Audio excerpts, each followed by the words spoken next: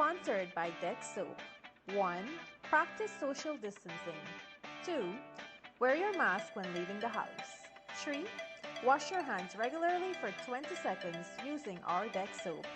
4. Cover your nose and mouth with a disposable tissue or flex elbow when you cough or sneeze. Choose Dex Soap for that extra cleanliness. Dex Soap is affordable and available nationwide.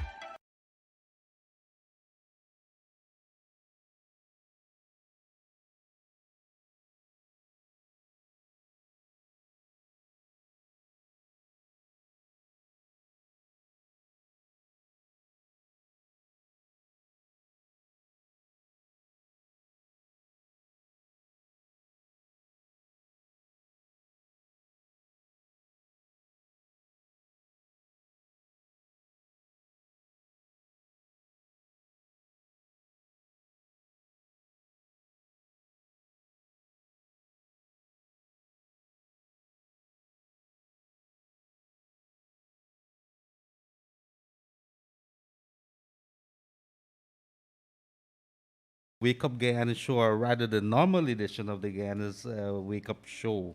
It's time to wake up and smell the coffee because there are many things that you need to know. And we are going to bring them to you today. Accelerated funds, the big issue here. The Chief Executive Officer of the Guyana Central Housing and Planning Authority, Leland Saul, has been fired from his position as per cabinet decision. It is being reported. A boat accident has left one missing. So there are many other things that we want to talk about today here, including the accelerated fund, which seems to be dominating the news today. And of course, we head straight into the Guyana Kaieteur newspaper here and the news that is coming out of it. Of course, we have been dominated by news of that ExxonMobil deal. It's not going anywhere. We could get it right. It's time for renegotiation. And the pressure is mounting on the government to ensure that we move very quickly. We try to press the right buttons and strike the right notes with that. So welcome once again to the Wake Up Guyana show right here on Kaieteur Radio. You could get us on Kaieteur Radio on Facebook, and you could also get us on Kaieteur Radio live stream, and that is on YouTube.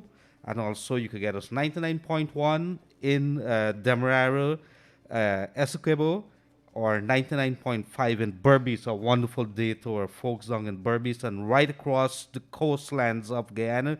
And wherever you join us from, we have shifted our time to 1 o'clock because we want to open the lines here today and continue to hear from our people. And we have some surprises for some of our wonderful people who have been joining us day in and day out since March the 2nd. It's 23 days now since the president of Guyana, Dr. Irfan would have been sworn in.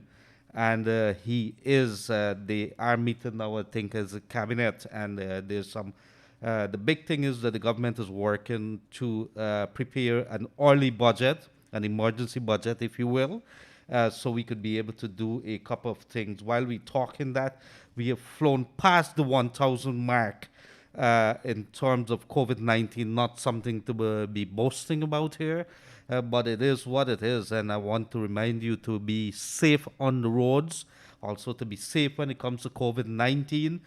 We can't stop reminding you folks out there that you need to, you must, if you have children, it is time for you to protect yourself because this is not something that's going to go away.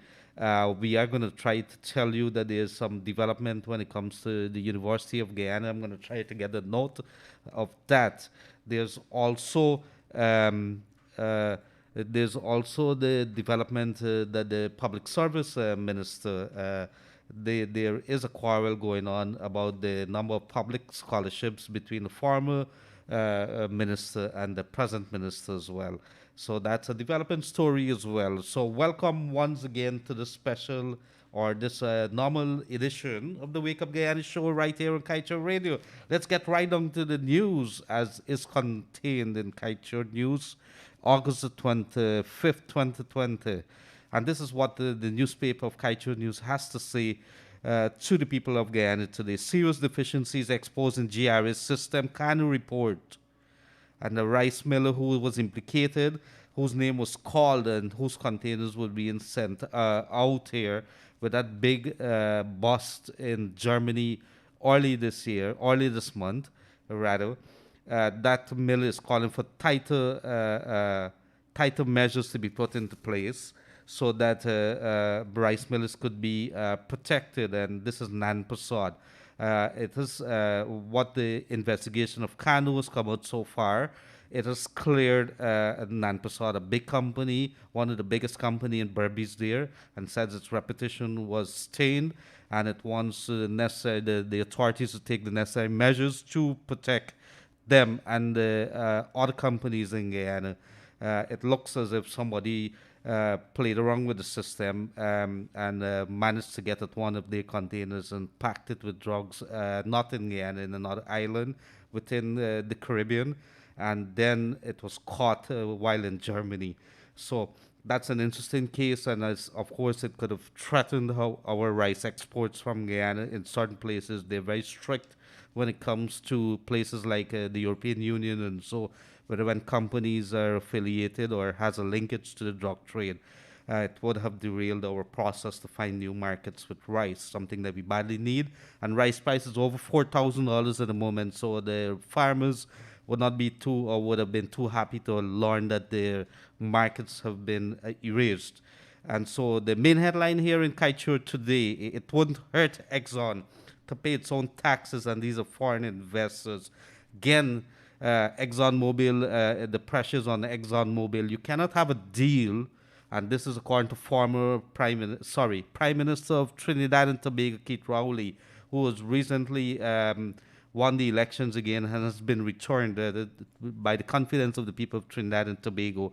And he would have said you cannot have a deal in which one party benefits. And so here it is now. You know, Exxon has to be listening to the people of Guyana. It's very early in the game. We could have a deal that both parties, Guyana as well as Exxon and its partner, benefit, and they would walk away with a handsome profit. But at the same time, Guyana could benefit as well. Its people could be happy, and everybody is happy. And let us see, this is for the long haul. Let us not look at it as a once in a lifetime thing that Exxon is benefiting from Guyana, is here and trying to extract as much oil as possible. And that is, in essence, what the story is. So Guyana is hoping to get a better deal. You would have heard Vice President Bajagdio said a few days back, you know, it's better we don't do oil. Let us just leave it there if we're not going to benefit. And he's quite right. We have a gold mine that is sitting there, black gold that is, and it's sitting offshore Guyana. And Exxon should do the right thing, which is let us engage the people, let us be happy, let them be happy instead of, you know, every single day you keep seeing stories like this. Let's sit at the table. I think we could be able to hammer out a deal, and Exxon walk away with a very, you know, it could tell its shareholders that there's something good in this that has come out. Guyana is happy, the government is happy, the people are happy, and we could be very comfortable in a good corporate environment. So let's see what happens there. Pressure Mountain and Exxon to do the right thing. PNC's chair, Walter Lawrence, released on bail for election fraud. Mingo still to be served. Mingo, claimant Mingo. Where are you, sir? You need to be served. Come answer some of the charges that are against you. You have nothing to hide. Let us see where you are. You're somewhere up in Berbice there. You need to come. Don't hide. I think you have a right to defend yourself. You have a right to be heard, and I think you have a story to tell. Let's hear the story that you would be telling. I think that would be interesting to hear Guyana instead of people accusing you. So you need to be served. Ponzi scheme owners still in custody as cops visit their home. Big story here today. The people issued a statement from Accelerated Funds, and they too have remained in custody. The authorities, and I'm going to try to pull up that statement in a very short while, have come out with a statement stating for the people of Guyana to be very careful, that Accelerated and its owners, Yuri Garcia Dominguez and his wife, Atika Ishmael, that they have remained in custody, and as they did not toe the line, they did not fulfill the requirements, which is that you have to be licensed. And in any case, this particular operation has all the hallmarks that are not right. Of course, you would have seen early in the day statement coming out from Accelerated, which is asking for the owners to be released so they could make the necessary arrangement for the money to be released. But it looks as if authority doesn't want to do that. That they're fearful that the parties, the principals, would disappear. And so you have a situation that's developing there. You would have seen a little earlier one of the news media, I think it's Guyanese critic. He would have interviewed somebody, and that person said he plugged $380 million, not chump change, $380 million into this entire as a investment. He's worried. He was told several things, and it looks as if there's several other persons who would have been investing over $100,000 here, there. Some persons would have sold the properties. A lot of persons are ashamed to come forward now. That what they're saying, they believe in their heart that this investment scheme is something that is legit.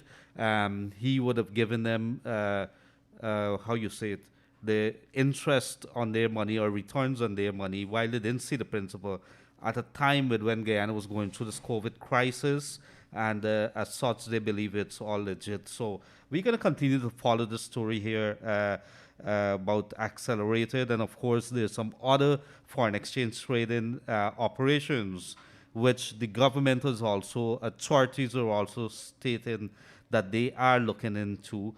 Because they want to get to the bottom of it. They don't want anybody to lose money. And that's the story there. 74 new cases push COVID-19 to 1,029 cases as of yesterday. We would have gone past.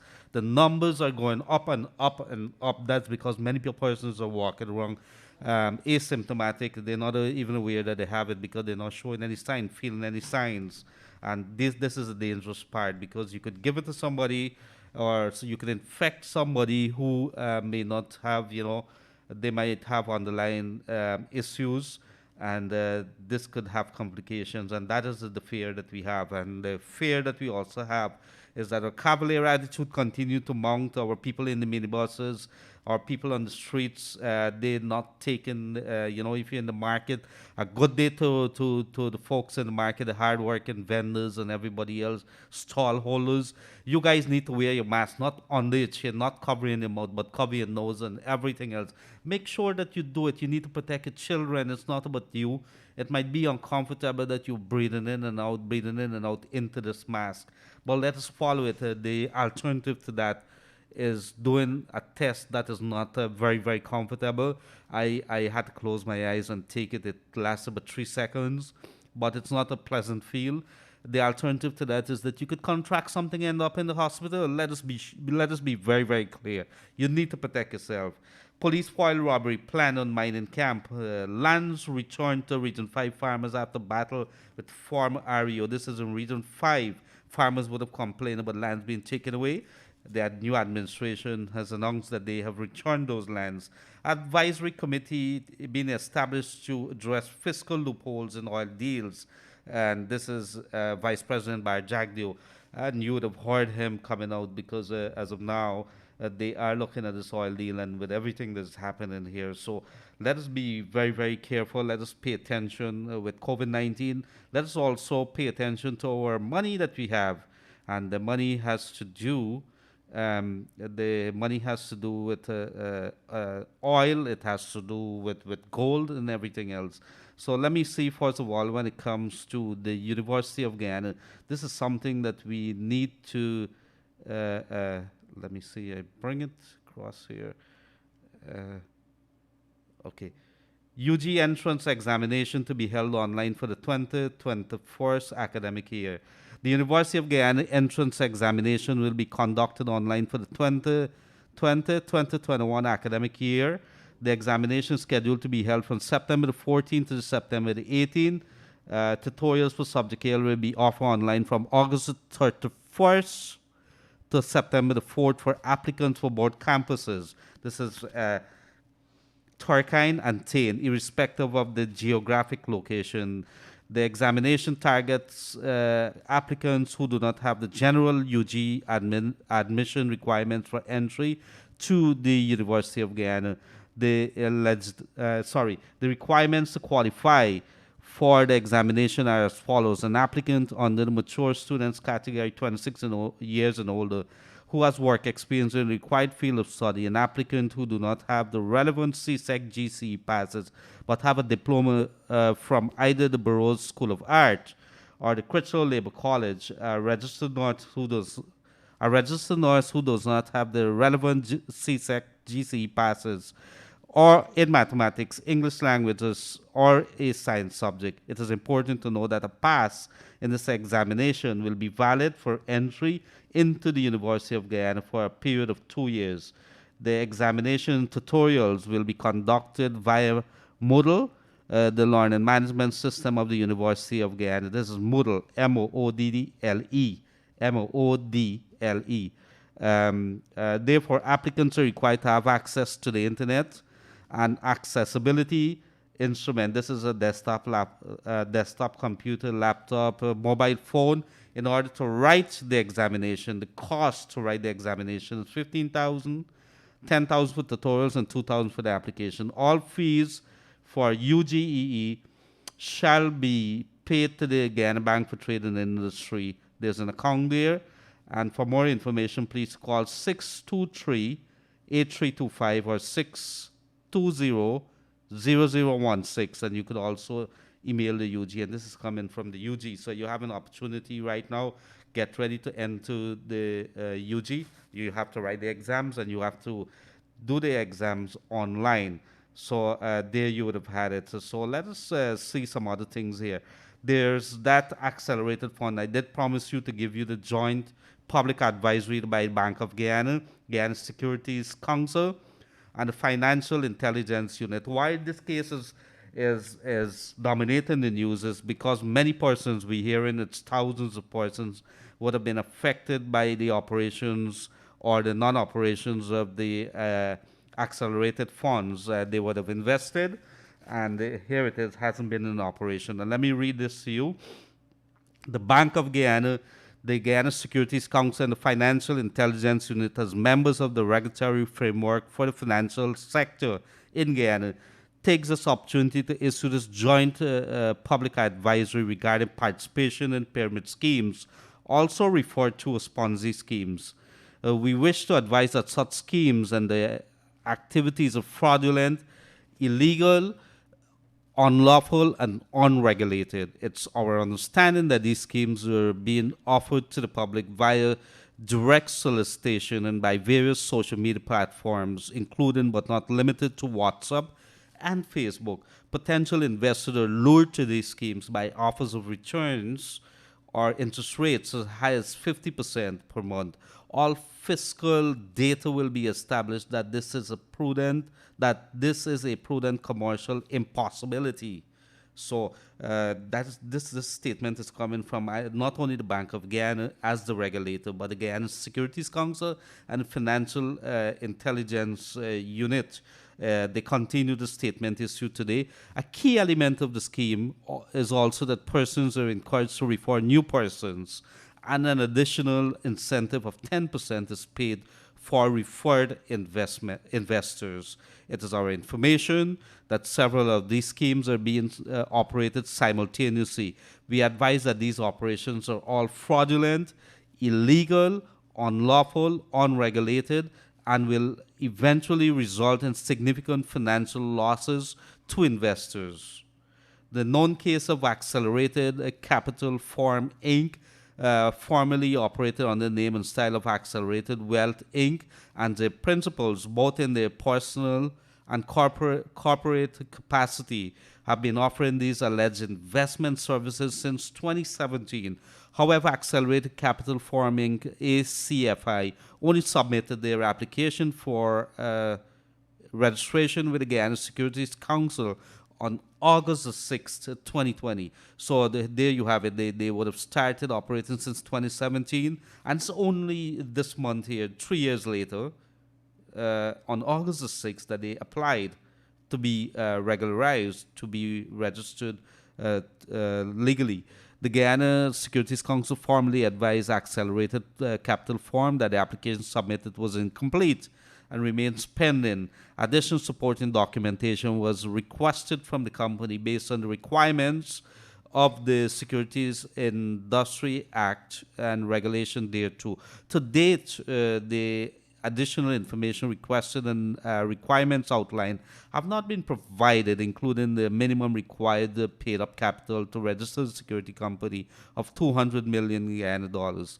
As regulators, we're committed to working with law enforcement agencies and other stakeholders to bring the perpetrators of these scams, fraud to justice, and to ensure persons who have invested funds are reimbursed. Further, remain committed to ensuring that the financial sector in Guyana remains transparent, accountable, regulated, and protected from and against criminal elements. The statement from the three regulators says we will continue to collaborate with our international partners and several regional and international jurisdictions in a concerted effort to recover funds that the scammers claim to have been remitted to these jurisdictions, including US, Belize, Germany, Greece, and Switzerland. Unfortunately, our efforts so far have not unearthed any money in any of the three jurisdictions, as is alleged.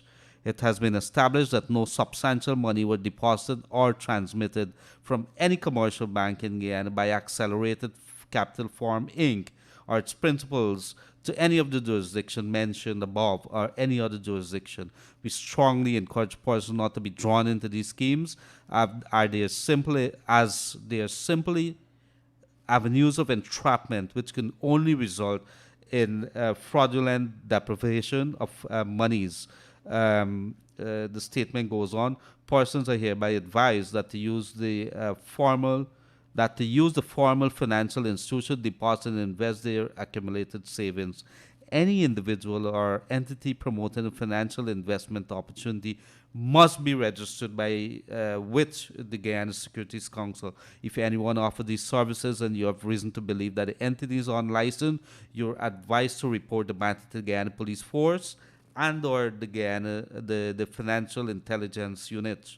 And you could report it to 619-4418 or call the Financial Intelligence Unit 231-686781. And so there you have it. It's made very clear that as far as the authorities are concerned, that these efforts or these schemes or these operations, that it's not above board, and we should be very, very careful in how we deal with it. And so they were also stating that they have no idea, and you would have heard it there. They have absolutely no idea how the money left Guyana. They can't find traces of this money anywhere in the jurisdiction that is named. They've reached out. Today, Accelerated Funds folks would have made it very, very clear that they're not. They want to be out from the lockups. They want to give back people the money. The authorities are not allowing them to do that. So let us continue to pay attention to what is happening here, and let us see how that story develops. So in the meantime, we are gonna try to get those the numbers 6222222. You could send us your numbers, your statements, your request if you have a comment on any situation in Guyana. It is the 23rd day or 23 days since the president, finale, would have been sworn in, and they are at work. We want to hear from you. What are some of your thinkings of not only with regards to COVID-19 and the response there, but how do you believe, what are some of the areas that you believe that the government should be acted in? So we want to hear some of your comments on 6222222. And of course, we are going to start opening up the lines here now. We want to hear from you, 226-7453. We're going to open the lines in a few moments. We want you to call us, and we want you to have a gap with us. We want to hear from you how beautiful of a day it is. We want to talk about hope. We want to talk about suggestions for government, for the authorities, whether you believe the government is playing the right songs right now. pressing the right buttons, or they should be up in the game in some other areas. If you believe they have fouled up, let us hear it. Let's have a discussion. It's only by having the discussions that we could improve ourselves. We want to hear from you about your oil revenues and how we could take this country to the next level. So let us hear from you. I think there's a caller online. Caller, good afternoon. You're on the Kaieteur radio. Go ahead. Hello, good afternoon. Good afternoon, ma'am. This is my first time calling. I'm just calling to tell you that Kelden Hospital really needs somebody to put things in place, from the security into the doctors. Because this morning I took my daughter there. She's 16 years old. She was there yesterday, and she wasn't feeling well, so I took her back this morning. And the security is asking me to put my daughter out on the out the gate, and for me to stay back to collect the medication. And I told her that my daughter, she's not well. She's having a bad feelings, so maybe she can get a blackout or so. But I need to be next to her. Did she have the temperature? Did they check her temperature or anything? What was the reason why they want to keep her outside? They said that the place is too crowded, and he didn't have a lot of people because the benches, they were all empty.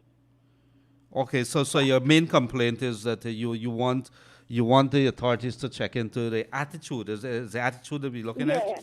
Yes, sir. And next thing I want to tell you that I was a clinic patient, high blood pressure, and I lost my card about 4 years. Yes. And it took me I went back about a year after, and it took me about 3 years to join back the clinic. This morning they joined me back the clinic. Where would you have had to apply to with regards to getting back the clinic card? Right there at the hospital. At Skelton? Yes, I went in there about 2 or 3 times with high blood pressure, and I asked them to join me back the clinic that I've lost my card, and they always refused me. Why they refused? Did they give you a reason why they did that? No, well, in the evening when I go with the high blood pressure, when they tested the pressure high, so they give me medication, and it gone down. So when I go, they tell me go back the next day to join me clinic, and then they would test back my pressure. Then my pressure will come down low, and they would say there is no reason to join me clinic because I don't have my pressure is okay. I can't even begin to respond to you because I'm not familiar with their system. What I'm going to do, I'm going to reach out to Dr. Vishwa Mahadio, who is the former regional health officer there, I think it is, and I'm going to ask him to probably look into that matter because I know he is very passionate about what is happening up there. So if you're listening, Doc, a good day to you. I'm going to pass this over to him. Maybe if you could do me a favor, ma'am, could you text? Do you have a phone that you could text us? No, I don't know to text, but my daughter can text. All right. 6222222. If you send us a text to that number there, I could probably ask a good doctor to give you a call, or maybe I could get a number for you and then give it to you and then maybe ask him to look into the matter. Okay, then. Thank you. Thank you very much, dear. A good day to Barbies, the good folks there down at Skeldon. I want to say a good day to you, and it is a very hot day out there. Make sure that you get yourself hydrated. Make sure that you're wearing your mask. I have to take off my mask. There's nobody in the studio here except Till on the other side of the room. Rad is sitting there. So I take off my mask, and I have my little, I could show it to you. I'm spraying it ever so often and making sure that the place is protected because I'm a little paranoid at the moment, and Rad's just looking paranoid there too. We have to protect ourselves. It is something. We've gone past 1,000, and yesterday alone, 70 cases positive. I saw a report not too long ago, 2 stallholders, 2 vendors within the market, I think it's Stabrook Market, tested positive. So imagine you going into the market, and it is a very informal place, the market area. Everybody is shouting, everybody is good-heartedly, good-naturedly, shouting at each other, but they're not practicing safe things. They have their mask off, like I do have it at the moment, and so you got to be very very careful when you're doing that. So the country is facing a crisis right now, and we have to take the necessary step. The charity begins right at home. It starts with us. The change starts with us. Let us ensure that we protect ourselves in this beautiful land of ours, that we don't depend on the government to wear the mask for us. We have to wear the mask, not the government, not the authorities, not the regulators. It's us who have to take the necessary precautions. I saw some photographs circulating. If you're seated in the minibus and if you're listening to us wherever you are, whether you're on the Escribble Coast, whether you're on the West Coast, on the East Bank, on the East Coast, on Berbice, you need to wear your mask. You need to wear it. Do not look at anybody else. If you see the driver, you said, "Stop, sir. You need to wear your mask." If you see the conductor, they're doing madness, you need to tell them. You need to start opening your mouth. Let the change start with you.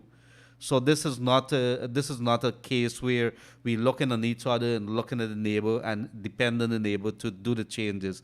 We have to start doing things differently. We have to start opening our mouth and say, no, no, no, no. The time for that is past. It's time to do things differently now.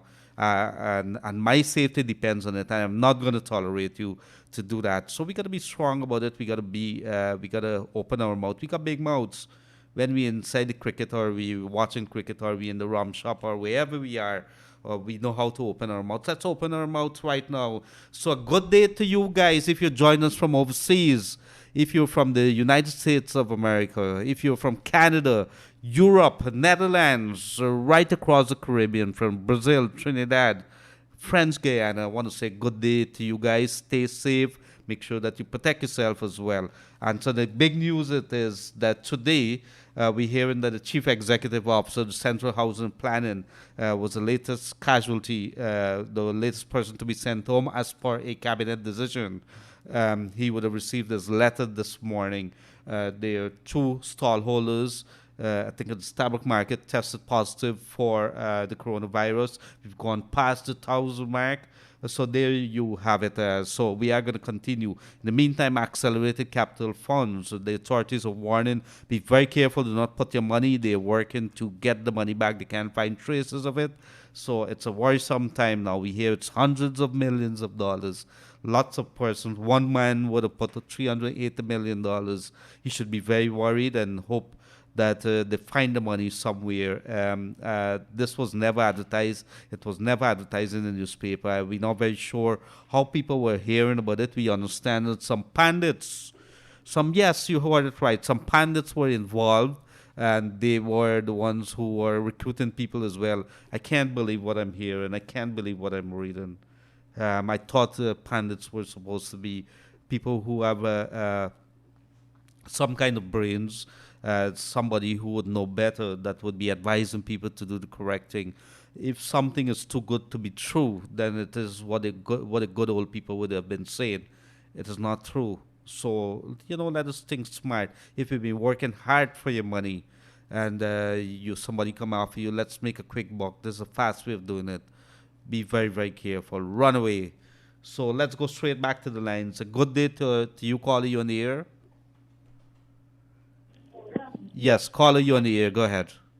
Good afternoon. Good afternoon, sir. I'm calling from Essequibo. Essequibo, good day to you, Essequibo. How are you doing? Not too bad, sir. Go ahead. I have a complaint where I seen that the people in Essequibo, especially in the Anna Regina area, I don't know if they're serious about the COVID-19 because I can see restaurants and bars are still opening and people are drinking and gathering, and not much of a mass is wearing. I don't know what the people them are doing in Essequibo, especially the police. Very good. And that's a question that many persons would have been asking. What is the police doing? We've seen police walking into bars and so it looks as if there's some kind of awareness there. But you need more of that. Instead of the police standing on the road stopping vehicles, this is something that they need to do. I'm not sure whether they have the resources to go wrong. Almost every village has been complaining about that. Yeah. Secondly, I have another one. I find there's there's a popular supermarket in Cottonfield where they have signs put up. They have a sign saying that you must wear a mask before you enter. But what I find see that the staff them who are selling you, especially the cashier and the proprietor for the business, they are not wearing any mask. So I object to the proprietor, say why they are not wearing any mask, and she tells me that their staff are not sick with COVID-19. But you must wear a mask to go into the supermarket. But the staff is not wearing any mask, and that is happening in Cottonfield in a popular supermarket. Mm-hmm. Well, you know that's a problem that we have, right? Send somebody to visit that place because they are telling the customer they have to wear the mask, but they are not wearing the mask. And you want me to tell you something? It's right across the country. It's not only the supermarket. Almost everywhere that you turn, that is a problem that you have there. So we have to continue raising these issues, raising these examples, and let's call these people out. Let's call them out. The only supermarket in the Essequibo Coast is Imam Bakr supermarket. They have a staff by the door. They have a sink out there. They have a security there with a sanitizer bottle.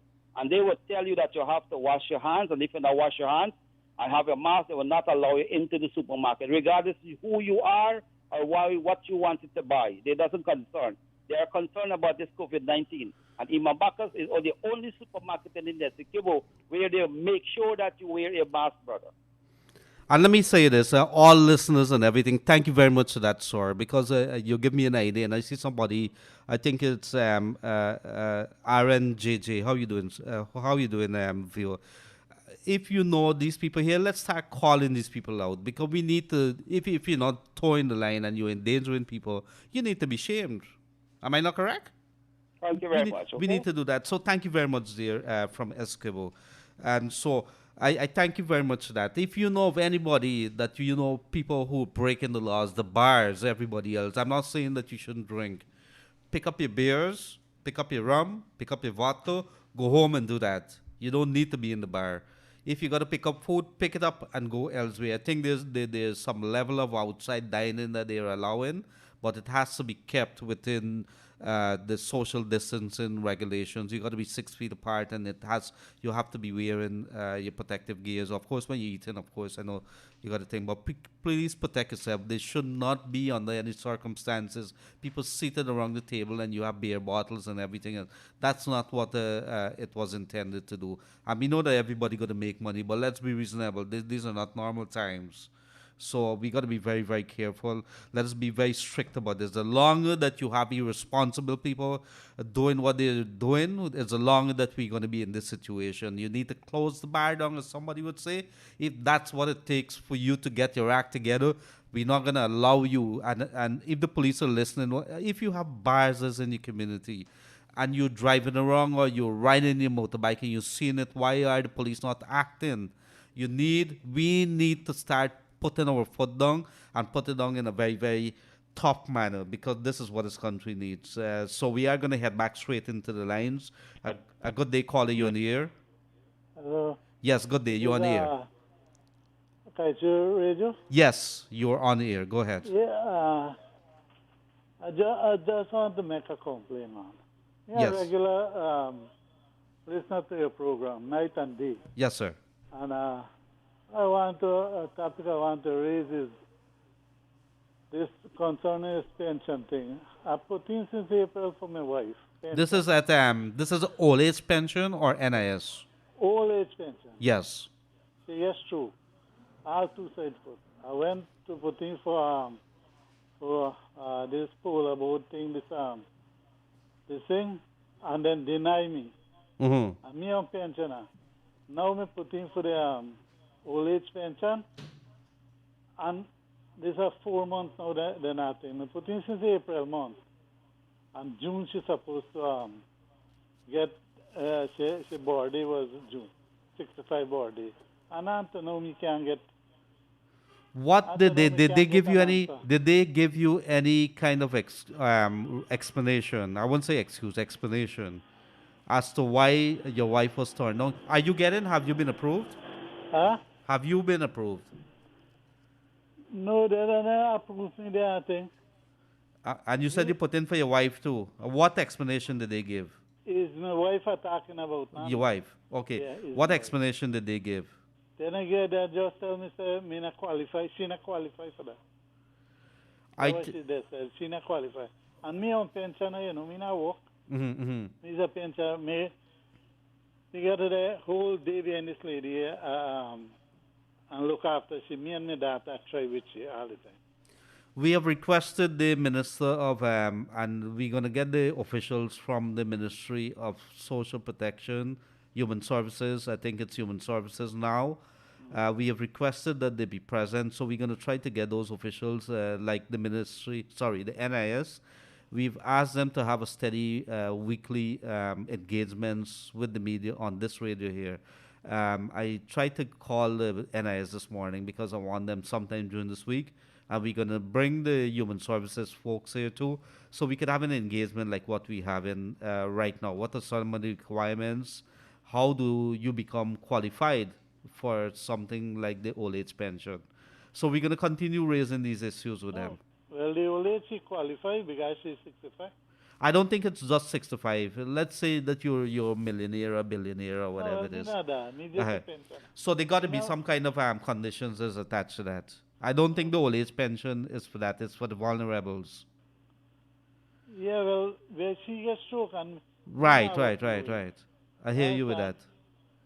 So, me don't know why I want to know the book can't come. Because me on pension and me get old age. Uh-huh. You give me old age, I want to know now that since April month me put in for the lady. And I want to know me can't. But you just told me that they said they turned her down. How would you get a bucket? No, I'm talking about they turned me down about what is the thing what they call, man? Public assistance? Public assistance. They turned me down with that. Okay. The old age. I'm talking about it. All right, I'm gonna try to get the officials down here on the radio, and maybe we could raise those issues with them. Me from Alban Front. Where? Alban Front. Yes, sir. All right, so let's see. We can bring them and try to get some answers from them as to what are some of the conditions that are applicable, and if you get an old age fund, whether you could also get public assistance, because I know that they were looking at some changes there. All right. Thank you very much, dear caller. And you know the sad thing about it, you have so many people that there seems not to be an even-handed way in which these issues are being looked at. Some persons are saying, when they go in, they're not getting the right answers, or they're not being given enough explanations why they were rejected. And of course, the big issue would be involvement NIS and so on. So we want to get these people here.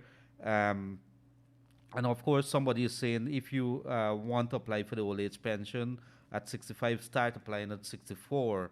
So that when you reach 65, you could get it. And so we need all these things here. This is a little new to me, so you guys would forgive me. What we're going to do, I want to learn about it too, because I don't want people be asking me questions and I can't answer it. What I'm committing to do is try to get experts, let them come, let them answer the questions. We're going to try to bring them as often as possible, because that's what this radio station is for. We're going to bring them on, maybe via Zoom, and then you can listen, and we're going to try to put the questions to them.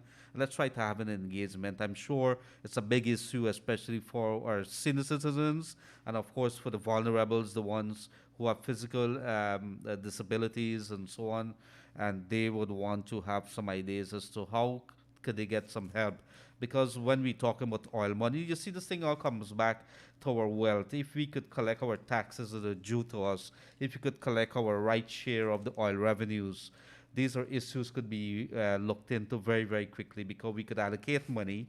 I think this is what Glenn is saying. This is what the Kaieteur newspaper would have been saying, that you could get money that's available for all these areas here. So we have to start paying attention, how is it that we could look at various ways in raising money for the people of Guyana? And if we have money coming in from the oil, or should be coming in from the oil, and we're not getting our right share, we should be behaving bad. You see how we behaving bad for the pension? Let's start behaving bad for the oil money as well. That is what is important. And somebody here is texting us. I would like to know what the new government will do for community policing group, which was promised a small payment every month, and we're doing a lot in the community and out of community. Yes, I think community policing was something that was pretty good. A lot of people were helping out. It managed to bring down some crimes based on what we were hearing. Are we going to introduce that back and maybe uh, see whether we could use all the means at our disposal to bring down our crime rate, especially in the communities. Don't forget that there's a rise in the gangs in many of these communities here. Mr. Gildarie, I'd like you to get a minister in charge of NIS on board. They have already bribed one set of people. If the court found that the 2015 election was rigged, it can prove that the PNC was illegal government. Then by this government could be renegotiated. The counter, I'm not sure what this person is saying. Once you reach 865, you can get hold of the old age pension. So, so let me see. This is another person talking about the Ponzi scheme here. Regarding the Ponzi scheme, please inform your detective to check the private bank and department of the various commercial banks in Guyana, where they would find large cash deposits were made by various entities. In addition to these, private banking sectors have ways and means of transfer funds through the correspondence. This is a major undertaking for your detective because they will find out ministers, managers, lawyers, and middlemen were all involved in the scheme. If a central bank did not see excess deposits of the funds since 2017 local bank, then you guys are in for a long haul regarding this investigation. Do not release those in custody. Let them identify all the players in this Ponzi scheme. Then heads will roll all the way up to the ministers of transport, passport affairs, and foreign affairs. Did someone use diplomatic pouches to get funds out of the country? There's a major problem, and some interesting points here. Calling the Interpol, that's what this person is suggesting. This scheme here seems to be angering a lot of people. It seems to have affected a lot of people. A lot of people are very emotional about it, and so we would have to. Uh, uh, this is another one. Hello, where's the oil money going to do for us? I heard you were part of the Ponzi scheme. So somebody is saying Gildarie part of the Ponzi scheme. I'm not sure. I need some money here. If anybody knows that I'm part of it or you have any other information, send to Gildarie. I'm gonna have to ask Raj about that or ask Glenn about that. And whoever this idiot is, a good day to you, sir. Let's don't make jokes like that. This is a very serious issue. A lot of people are hurting in Guyana when it comes to the pyramid and Ponzi scheme. And if this was indeed something that is legit, let's get to the bottom of it. Good afternoon. I think that the old age pension should be given to people that are in need. There's a lot of people living abroad who comes back every year to uplift their book. That should not be allowed. Just my take. It is indeed true. I know a lot of people who are living overseas just collecting money because they've reached the age, they applied for it, they got it, and they're living overseas. They also benefiting from the U.S. social assistance here, then come back over here, and then you also get here. I'm not sure there should be a policy. I'm not sure what's the policy, whether it should be. It's something we love to hear from you about what your thoughts are. If you're living in the U.S., could you benefit from pension here? A lot of people benefit from, you would have worked here all your life. You're entitled to NIS. So when you go on abroad, you take your NIS pension. But could you apply for your old age pension as well? Could you get that? Could you apply for public assistance and get that as well if you're living overseas? We want to hear from you guys about that. But let's head back straight into the lines. Good afternoon, caller, you on the air? Yes, good afternoon, caller, you on the air? Hi, good afternoon. Good afternoon, ma'am. Leonard, how are you? Pretty good, ma'am. I'm calling. I'm calling to find out about this social protection thing. I follow up farm since June month. That is with regards to what, the COVID-19 assistance? Yes. Well, I'm not sure. We haven't heard anything whether they're going on with that. What I could tell you is that the president has announced a $4.5 billion, a lot of money, that is going to go towards assistance to families affected by COVID-19. They are working out the details. I know that he spoke to some Middle East countries, the Muslim countries, see whether we could get some help from the development banks and so on there. And they've been talking to some other people to raise this 4.5 billion. I think that's what they're waiting on to be able to see whether it's going to be in the form of cash grants, whether it's going to be in the form of hampers. I'm not sure, but we're waiting on some information too. Well, what I would like to know too that with the farm that I follow up online, if that will be still working, or you got to apply back again. That's a very good question. We don't know that as yet. That's why we're trying to get all these answers because I think what they went in and they found all this information there, and then you realize that they took people information and then very little was being done with it because don't forget too that you couldn't get any money from anywhere else and the monies that you would probably have had wasn't enough to really look after a lot of people. And then how do you I know that it's very hard right now, but I would just like to know that if we have to apply back, Mhm. pull back the next submission again. Good question. We're gonna try to find that out too, because I'm sure they would have to make announcements. Because if it's $4.5 billion, how is it gonna reach the people? They would have to say it. And of course, one of the questions is exactly what you're asking there. If you've applied, do you need to reapply again? Let us see how we get the answers to that. And I'm have a issue where I live here, this and the city fence and the cocoa top there. Where is If that? that is in farm and Horstellet, Horse telling. Horstellet and farm, Uh-huh. the whole sea dam top there, full with people squatting, and they're hoping have bars and the city fence. They Wait, have wait, wait, bars. wait, wait. Are you telling me these are the Venezuelan migrants and they have bars and so going on there? Yes, and they have bars and it's late in the night. Vehicle coming and going out with all nighted vehicles. And so that you could actually be able to drive on the actual river dam there? Yes, he have a man live up there, Uh-huh. have a car, and he fill up the place with sand. Uh-huh. Yes, and he fill up the place with sand, so vehicle going up. Yes, so that's they got their whole night sometime, then they party there.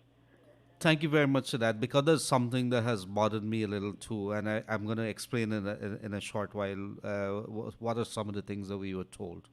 Okay, thank you. Thank you very much, dear, to the good people down at Herstellin Prospect Farm. And I know that there's some new schemes that are backed by Farm there, backed by Prospect. I want to say good day to you guys. I know what it's like to start in a new housing scheme and then you have to build and wait the infrastructure. I think before the week is out, we have had a commitment from the new Minister of Housing, Colin Crowell, and his deputy or his other minister. This is Susan Rodriguez to probably be on room 592 here. So we are going to look forward to hear about some of the development. Last evening, if you would have missed it in room 592, Minister of Local Government, you would have had Nigel Darmlyle here in room 592. Lots of things. If you've missed it, you should go back and listen to some of the plans they're talking about, not only garbage disposal, but what they have planned for the city and so on and so forth, and what they would have found when they went in. So we want to hear from the ministers some of the things that they have planned because, every time you put the government in there, it is to make changes for the improvement of the people, and we want to continue doing that. Come back to the River Dam area. This is something that surfaced during the COVID-19, during after the March 2nd elections.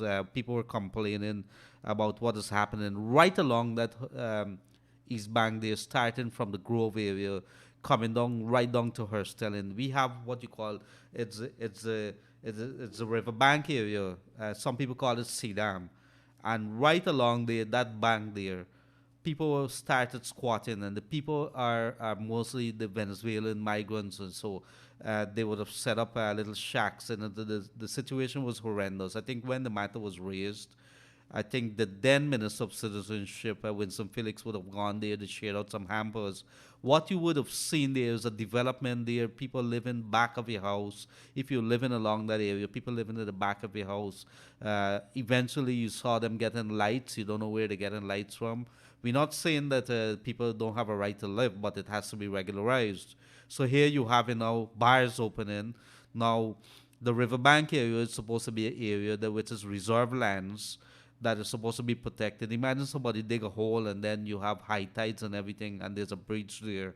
We have to be very careful in what we do. And then, in addition to that, you have everybody come into the country. Do we have an idea how many people that is from overseas that is living here? It puts a burden on the hospital. So we have to have it regularized. We have to be sure that not everybody that comes here, if you want to live here, you have to be in the system. That you maybe, what about work permits? What about maybe you apply for citizenship or papers or anything? Maybe you want a temporary stay. There should be charges because there's paperwork that's involved with that. Have we started that? I we hearing that there's 30,000 plus persons that are in here. We would have seen the influx of Cuban nationals into the country. We're not saying stop it. What we're saying, it needs to be regularized.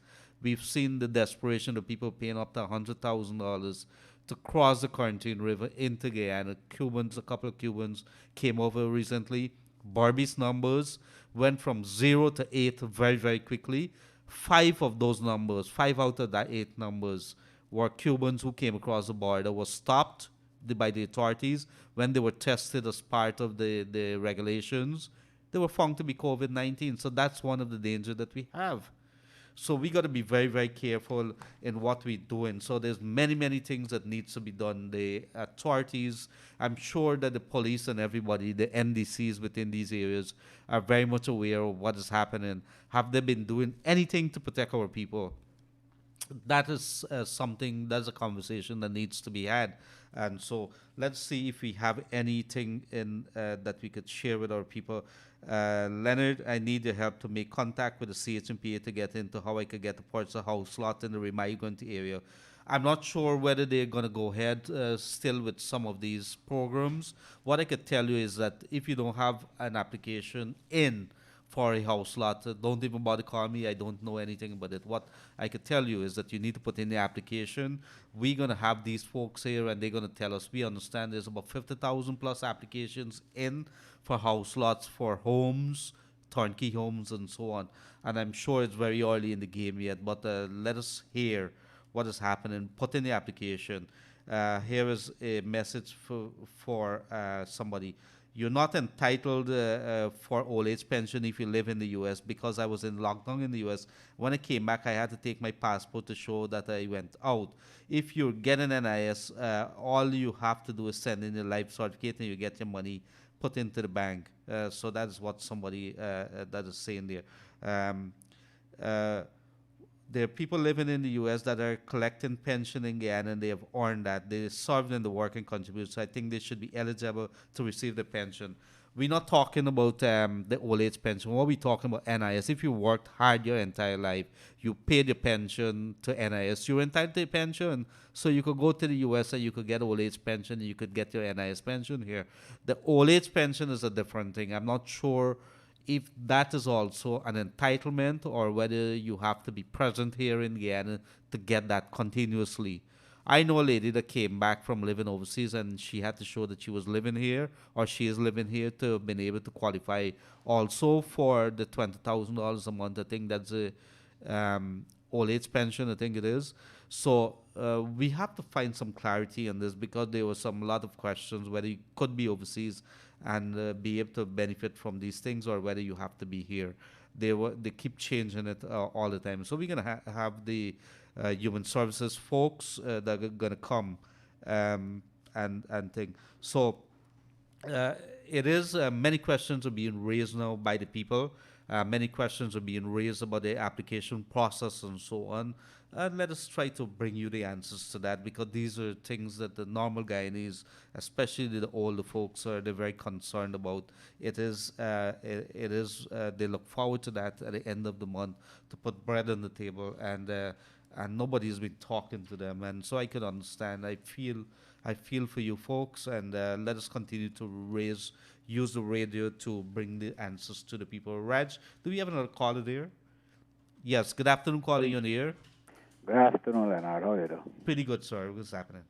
Yeah, trying here, man. Look, you see these people there on the CDAM, I think they should be removed. They got a lot of drugs passing through, and they got a lot of prostitution on the CDAM top. And you're right. If these people don't want to, they got to trench back at the sea down. And if the high mark or dragline want to dig and to throw the mud, it is dangerous to the sickness of the people inside here. I'm coming just now. And let me tell you something, another thing. You know this trench there back of the Demerara Bank here?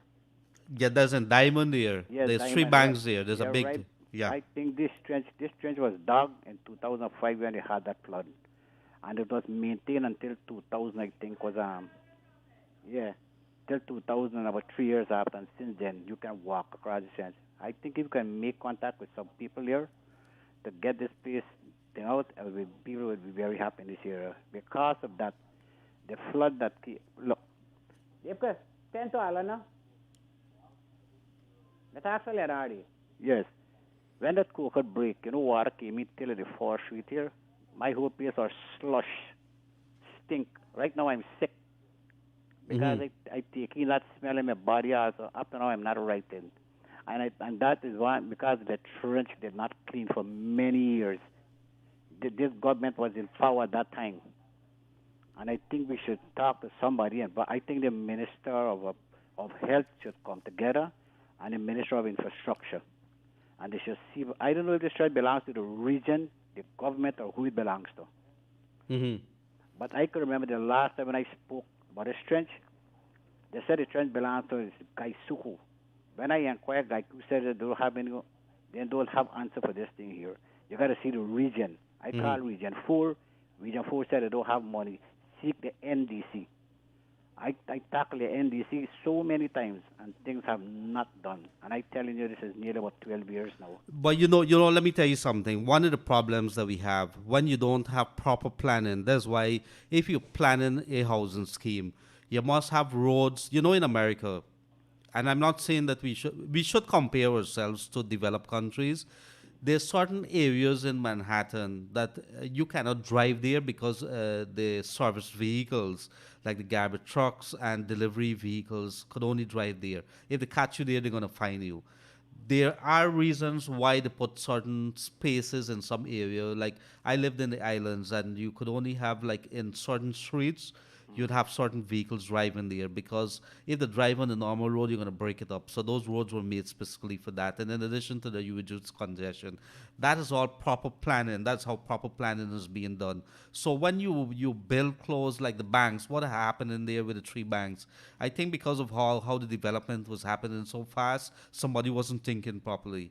And they put those places there. But you're supposed to have access. I think if somebody's thinking now, they need to have access through those, take back some parts of those bank properties, or have access through it so you could be able to get on to the back there to clean those trench. Just take a pen. In 2009, there was a flood inside here.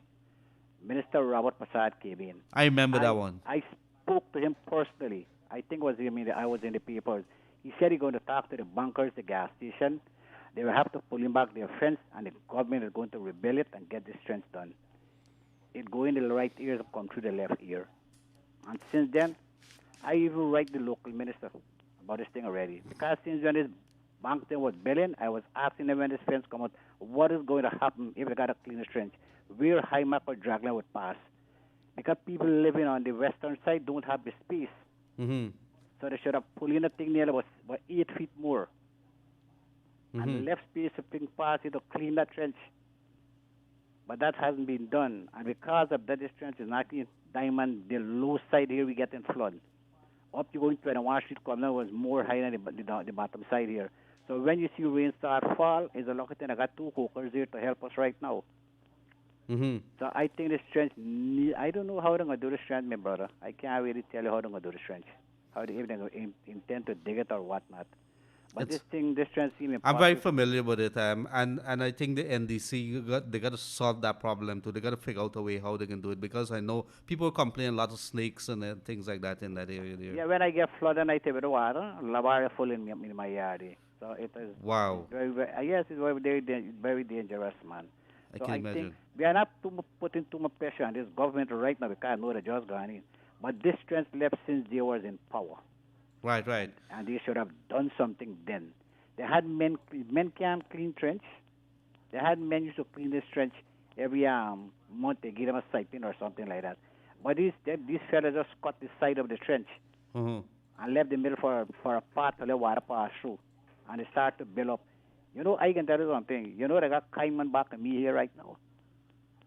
Big, Yes. large caiman. That Mhm. chap just raise up and you just watch him and you just tell him, go ahead, don't stop here. And Mhm. like they got sense like human beings.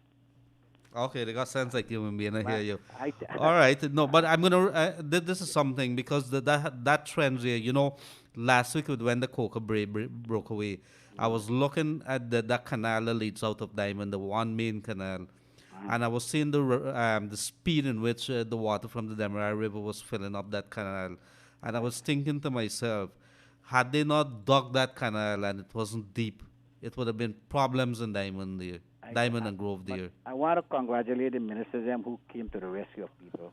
Yeah. They have done a wonderful job in such a short time. But the new scheme, I heard they said they're going to put steel plates on that coca there. I don't know how true it is. Yes, But I think they're looking at some temporary, but it was frightening looking at the water flowing, and I can imagine if you have the water so high in the Demerara River, but the catastrophe that could have happened in that area there. if the tide wasn't turned wrong back, the whole of Diamond Grove is finished. I can tell you that. Yeah, you know, it's a lot of water. That Demerara River is something frightening. Another thing I tell you, I'm not no engineer, but when you go to, do you ever go to coca there and what the new coca when it's built, how it built? I think that door is too wide. So the pressure of the water canal has got something to do with coca door. It's supposed to make small just like the old one. But I can't tell you, I'm not an engineer, but I Not read an it. easy, Yeah, but yeah. to my mind, my common sense lead me to that. Hmm. Anyway, thanks for your time. Thank you very much, dear. Good day to all the good folks in Grove Diamond area, dear. And I think we should. I think I'm looking at our feed here on Facebook. Lots. It's a raging debate here over the old age pension, over NIS, and these are questions, of course, that people are very, very worried about. People are concerned about. People want to know what kind of help if we're talking about oil money, what kind of help do you want? How do you want this money filtered down to you? Do you want to see roads being built? Do you want to see better pensions? Do you want to see better pay? Do you want to see better assistance coming to our old folks? So some of the money be used for subsidies so your water bill could go down. Maybe pay no water bill for the older folks. It's something that was there that was removed by the previous coalition government. A lot of people were upset about it. Should it be introduced? These are some of the topics, the subjects that we should be discussing. And of course, people are talking about the NIS pension. You're entitled to that. That's your entitlement. And so we are going to seek some more clarity on it because in some countries you could get your pension that you would have worked with a particular company, and then also there's some other assistance that you could get from the government as well. And you're entitled to all of that if you've invested in, I think, in the 4K plans and so on. So there you would have had it. Let's see if there's some other comments here before we head back into the phone lines again. It's been an engaging session so far. Hi, good afternoon. I have a worrying situation. My child is in CXC class on the West Demerara. I do not wish to mention the name, but she's not getting no work from the teacher, but they have lessons. They have to pay $20,000 to the summer class and now $15,000 a month. And then another subject, $5,000. And if they don't take the lessons now, when school resumes, they can't join in. How fair is this to the parents who are not working regularly with this pandemic? Are the teachers looking for the best of their students? And this is something that is worrying too. I've seen some teachers who have been getting the salaries and still holding lessons, charging people. And this is something that I don't really subscribe to. We would have gone through some very, very tough times. Parents went through some very tough times during this COVID time. And let's don't even go to the elections and the trauma that people would have gone through. What is important is that we have some teachers, we had some people that really capitalize on this entire situation here. And so it is something that we have to pay attention to. I hear for that parents here, and maybe that's something that needs to be raised with the education ministry. How is it that teachers is so you see some parents don't want to talk about it because some of the kids are in the classes of these teachers here. The minute that they talk, they're scared of your kid is going to be targeted, being taken advantage of, and so on. So it is a very touchy situation, and I understand it there. But we could only talk about it. We could raise it. We could shame these people when you do that. When you take opportunity or you take advantage on the vulnerables, like you would see people losing the job, and you asking them to, stump up some money, and you have the kids sitting there. You want them to benefit, or you want them not to lose the opportunity, and you can't afford it. It's heartbreaking. So we go back to the lines again. Good day, caller, you on the air. Good day, caller, you on the air. Hi, good day, Leonard. Yes, sir. Go ahead. I called to just make a complaint about police harassing. We know the government is going and they got a lot of work to do, but we talking about election time and at Lusiknan here. When we was protest, we had a policeman named Goodrich. He was on the scene of the protest at Lusiknan here. A few people went out there and protest for them democratic rights, right? Mm-hmm. And had furious police was shooting people and tear gassing people up. Goodrich was calling and say, y'all come, are you cool, so, come and kill her, come and bust her. No, let me, I hear you, but let me be careful with that at this time. But go ahead. I hear you. Yeah, but I'll tell you what he said, right? And this man, he used to harass people in this East Coast, very Indian people especially, and he will live right in Lusiknan here, and he used to harass people. He went in a house with a young guy, just like somebody live, still in the man's house, broke in the back gate, beat up the man's house, take bamboo and beat this man, the man's house was brand. Was any complaints made to the police about that? Yeah, we will make complaints, but nobody do anything because it's election time, and I feel you raise the issue with Mr. Nandalal, and we feel now it's time to take good step in the matter because a lot of things this man do in this East Coast here to people. Right? Okay, there is a police complaints authority. Here's what I'm going to do. I think Mr. William Ramlal is there. He's a former judge.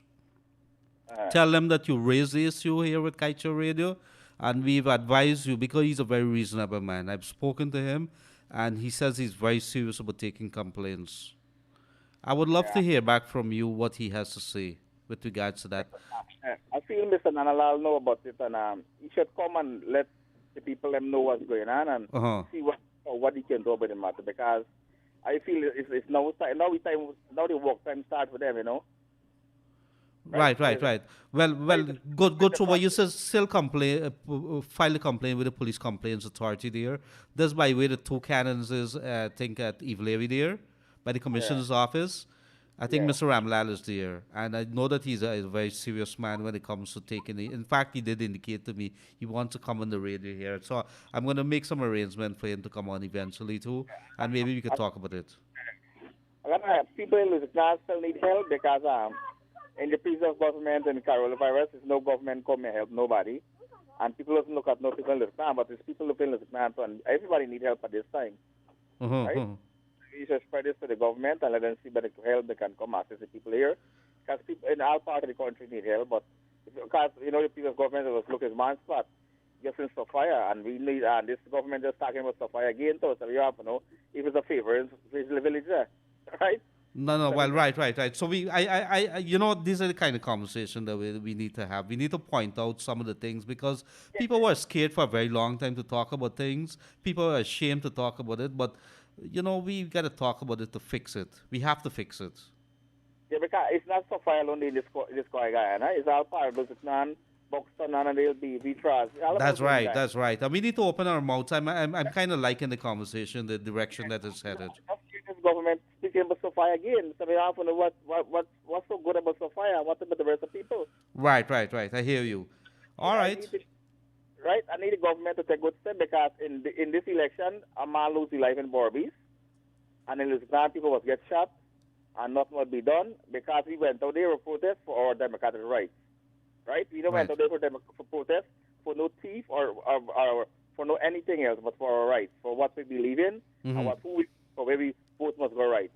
Right? And we feel we did that because of our own and because not government or nobody tell you for that, but the community come out to themselves and went out there to protest for their rights. We must stand up for our rights. We are Guyanese and we must see our rights be right. Yes, thank you very much, sir. Look what we went for, and I should take good step now and come and represent the people them. What was wrong doing then? Come and make it right now. Thank you very much. They definitely raise it with them. All right. Do have a pleasant rest of the day. They are the good folks of Loziknan. Leonard, I needed help to make contact with the CHMPA to get information how I could get to purchase a lot in the Remigrant scheme. This is a person that they. Where do I get the application? Where do I put in the application? The person is asking. You could go online. I think it's the Central Housing and Planning Authority, Guyana. If you're able to have access to a computer. And I think there's application forms there, and you could just follow the procedures. And I think right online there, you could be able to put it in and apply. I know that the good minister and his assistant, his deputy, rather, the other minister, Susan Rodriguez, we're trying to get them for Friday, I think it is. And so we are going to continue. We're going to ask them about the application process. And then we're going to try from time to time, we're going to have to ask, because the minister can't do everything. The technical officials within the various ministries are the one who is doing the hard work there, meaning that they know what the ins and outs, how you should do it, and could you go in and talk or to follow up on your applications there. So we're going to continue to do that. But with regard to CHMPA, go online to the Central Housing and Planning Authority there. I think there are application forms right on there, and you could be able to take it from there. Let me know how that works out for you. I know sometimes when we a little find it a little difficult, it's because of how maybe it's not too user-friendly. A pleasant good day to you, sir. My brother Pablo. I forgot the show started at 1 p.m. I missed the first half.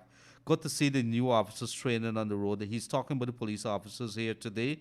More enforcement is needed ASAP for the curfew and the COVID restrictions. Some folks just need to get it. They need to wake up. COVID-19 is not a joke. Stay home, stay home, stay home. The faster we get rid of COVID, the faster we can say that beverage of choice is the indoors. Stay safe in the outdoors. Stay safe, Guyana. God bless. Also, speedy recovery to our comrades of Kaieteur News. Thank you very much, dear my brother.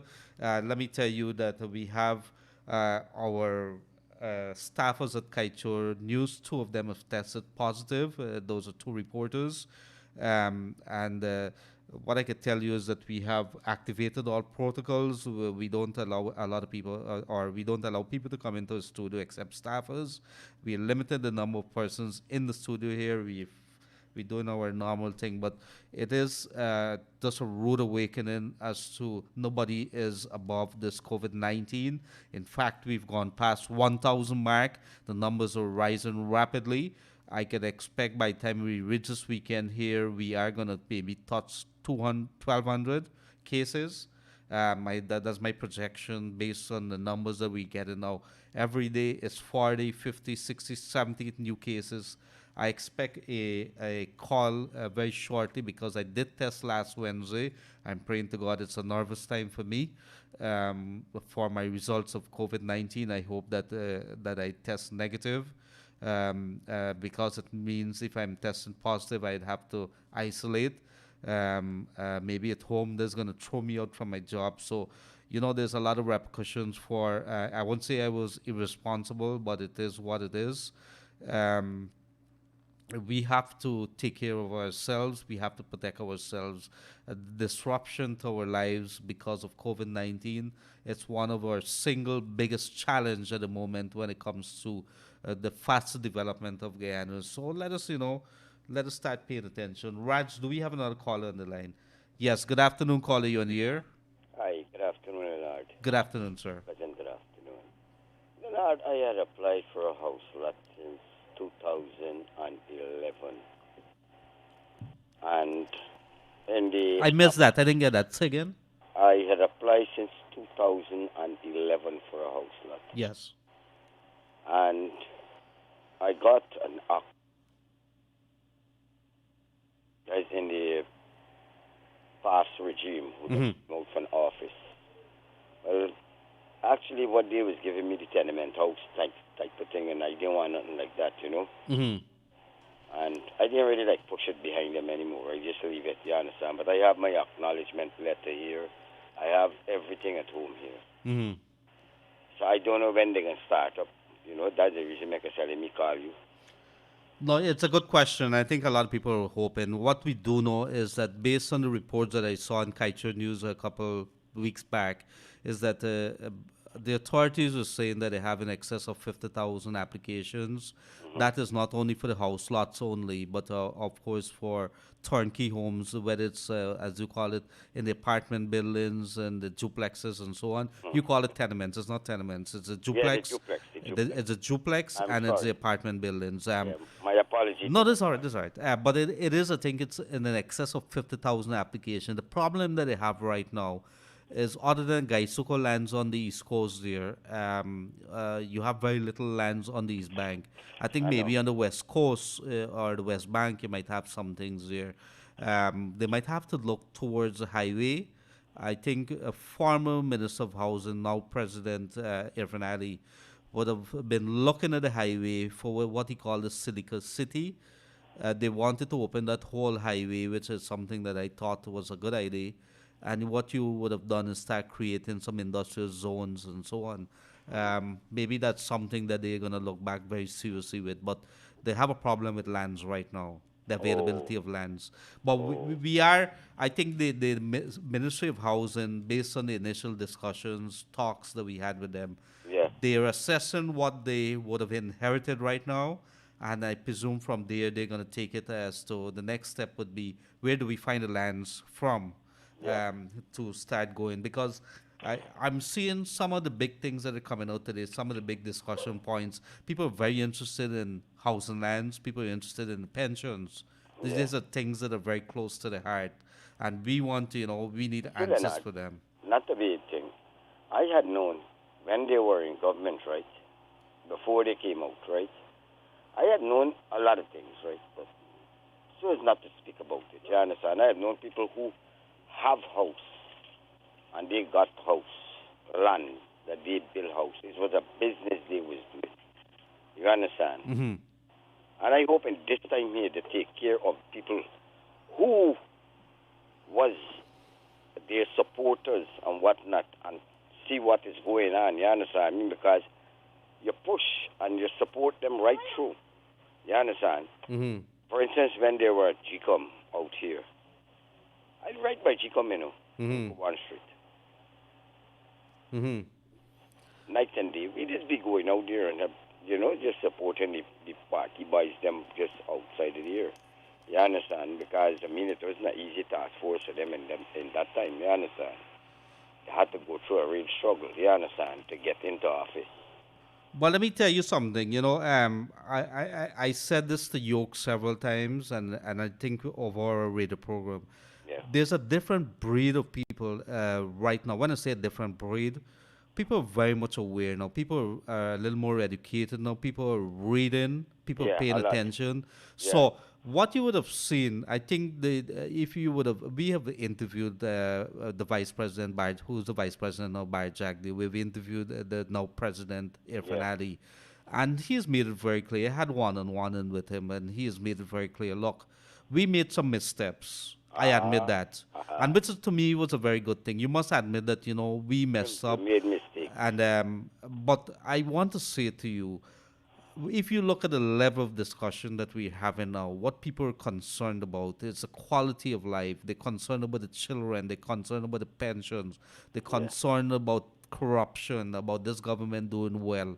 These are the kind of conversation, if you want to bring this country to another level. We talking now, you imagine 5 years back, we weren't even talking about oil. Now we talking here right now about a better oil deal. We talking about better, more taxes. Let us collect more from the gold. This is a conversation that is up to another level. I do believe that the people of Guyana right now, to answer your question, or to preempt you what you were probably going to say there, is that our people are not going to tolerate this government. I asked Nigel Darmla last night as a minister of local government.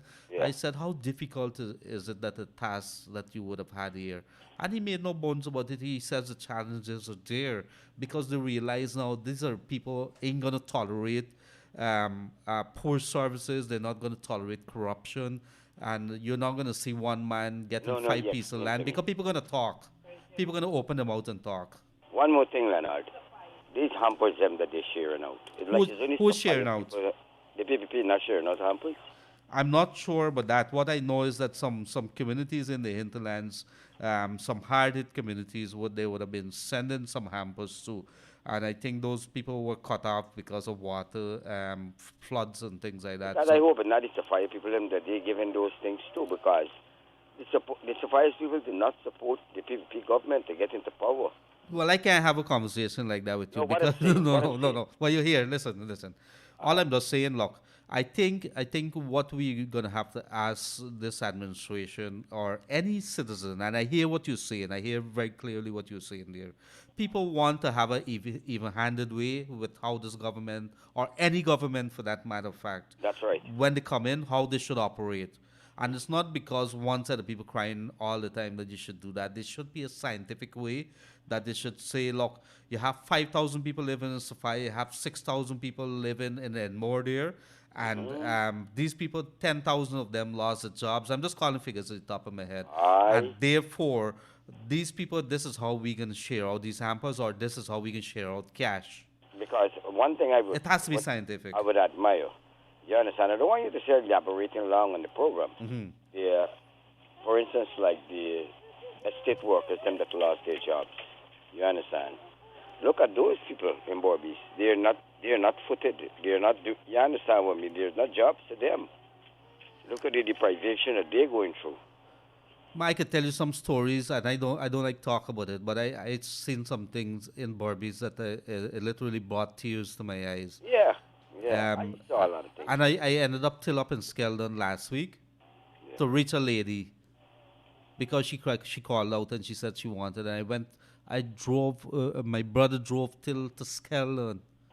Yeah. Till to Skeldon at the back being, I never went there before, but I'm telling you these things because there's a lot of suffering that's happening here. People are literally crying. Yeah. But I thank you very much, sir, for that. All right, Leonard, one more thing and I will go. Sure.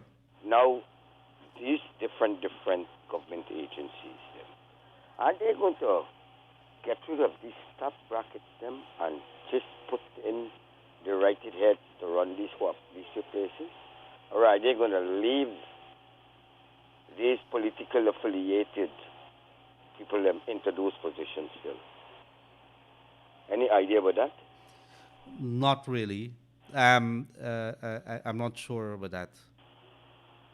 I just tried to get onto your program some nights. I don't get onto it. Yeah, he doesn't. We really don't do the calling on that because they would have that. I think you should ask him that thing if it is feasible about it, you know. Yeah, we could probably do that. Thank you so much. God bless you, my enjoy your brother. conversation. Thank you. Thank you very much, sir. So there you would have had it. Here's a text from somebody. Good afternoon, Mr. Gildarie. What safeguards are in place for citizens who have evidence of police wrongdoings or wishing to make complaints about police officers? What will protect the individuals from police retaliation? Many people who have complaints but may be very well scared to come forward. Very good question there from one of the listeners, one of the viewers. Let me say this to you. I think the Police Complaints Authority is a place that you could make some complaints to, and you could request from Justice Ramlal. It was set up there that you could be able to do those kind of complaints. If you believe that maybe that's not going to work, I think a minister, you could meet out to your minister. There's many other, the Minister of Home Affairs, Robertson Ben, very serious man. I've met him on a couple of occasions, and I think if there's anybody who is willing to rock the establishment, meaning he doesn't care whether you're a police commissioner, whether you are the sergeant of a police station, he's going to come in and he's going to surprise you with a surprise visit.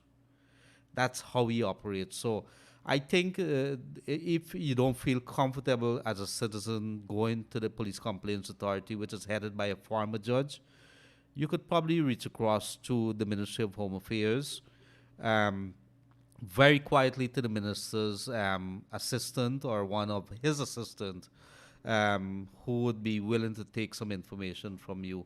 But the Police Complaints Authority is a place that you would want to be for that. There's another caller in the air there. Yes, good afternoon, caller, you're in the air. Hello? Hello? Yes, could you turn the radio volume down, please? Yes. Yes, go ahead. You know how long I try to clarify, and when I get through. No, you need to turn your radio volume down right now. Okay. So yeah, right there now. Yes, go ahead. So how are you? You still have on your radio volume. You got to take it out. Take it out completely. It's feeding back. Yes, you still hearing me? The value is still. All right, go ahead. Go ahead. Talk to us. Sorry. Yes, good afternoon. Good afternoon, ma'am. Happy for you.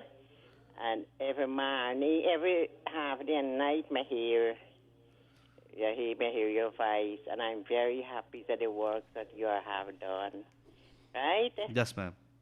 I'm hearing your conversation, and I'm very happy for Evanali. 5 years, 5 months we suffer, and I thank God for him that he's in power and our country is okay. But everything get right now. That I going to fight for this, I going to fight for that. I got to understand that the country not had anything. And by the grace of God, so long then everything is okay for so far. Right? Mm-hmm. Me hear one lady when I talk about the pension, and I'm a pensioner. Right? You have to done your 65 years and enter your 66, then you receive pension. But somebody don't understand. When 6 weeks before, then you're put in for your pension. So when your birthday, the 66th birthday, they might call you. Understand? Mm-hmm. So, and you get plenty voucher go around. Voucher coming, right? Hampers then. And then people get a favorism with them again. Well, that's a very good statement there. We have to start looking at it, and if anybody knows that people are receiving and they're not supposed to receive, let the authorities know. You need to bring it out. When I'm in pig, we get flood out. You hear me? Yes. We get flood out. We small pigs die, and people live just as this place here. I collect the voucher to give, and I told them they said they can come for flood relief. And then I give Abby nothing. Mm-hmm. Then give people like them favorism people then. Right. Buy them store and so that them people are then give. And that is something that should not be allowed. That's something that is unacceptable. Me not appreciate that all. They really should have seen some more bigger people and honest people in this thing. This thing want honesty. But you want me to tell you something? It's a couple of people that work in the various agencies and the ministries. These are the people who are giving the people, maybe they give even some good ministers bad name.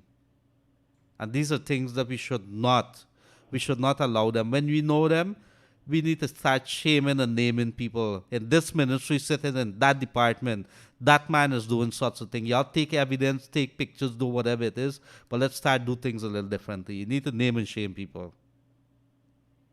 That is what they're doing. Many times, hampers coming out, and look, me put on my name was about 3 months now. I receive a thing until now. And that far from me live, hampers come for the flooding, and me tell them then there's nothing about it. Yes, and we're not even sure who is sharing all these things here. There's so many questions. People used to tell me that Hamper sharing out, and you couldn't determine who was sharing it out because they never talk. So where was the money coming from? Which ministry was doing it? You don't know. Yes, and then with this digging, right? The NDC digging. About a flood out the back there, you see a trench and a road. A trench and a street of one. Mm-hmm. And bush there can walk to go see them. All them things that need to clean up. Right. Up them area, like 55 village, clean up. And then I keep for them area this. Which area are you calling from, ma'am? I'm calling from Region 6. Region 6. Quarantine. What part in quarantine here? Yeah, me here say come up a scale. I'm glad to see you. Well, if I didn't know, I would have dropped wrong by you too. All right, mama. Yeah, me hear you talk. me love that spice. You love the voice. You should love Yoke too. Yoke thinks that I stayed away from the program last week because he didn't share any of his food with me. I too. I mean, really miss you the Southeast. I had to take a break, man. I was tired. Huh? Me must ring this phone. He take up so much. Must about 300 times I try call you and I not get to call you. I know. We working. We really wanted to think. We trying to discover ourselves here too. Because I myself, it has taken the last 5 months has really taken a lot. I think it took a toll on all Guyana, including myself. Yes. But I'm glad that people are doing better. Pull them. You stop. You pull them. Then pull until he bust away. Yeah. All right, Mama. It's good hearing from you, and I like your attitude. You keep it up, and one of these days when I'm in that area, I'm definitely gonna keep in contact with you. And God bless you so much. All right. Which I can advise people and do the good works. All right. Do have a pleasant rest of the day. And about the sick, what the people need to protect themselves more. Yes, you should too. You know, this sick come really from God. God have plagued people. These are the last days we are living. And all this day in the Bible. I'm a Christian, you know. Yes, and continue praying. It's good for the country. Yeah, we pray. We pray for the country where people need to protect themselves. And people, I should have open to see God's face for themselves. Yes, Mama. All right. You take care and have a pleasant rest of the day. Good people of Burbies here. I take care and I do the good works continually. Thank you very much, dear ma'am. God is love, right? And we love you all so much. Appreciate that. Thank you. So all the way from Burbies, some good love coming from grandmother dear in Burbies. You know, she lost her animals, and she has such a, how you say it, a very positive attitude, dear Raj. I like that.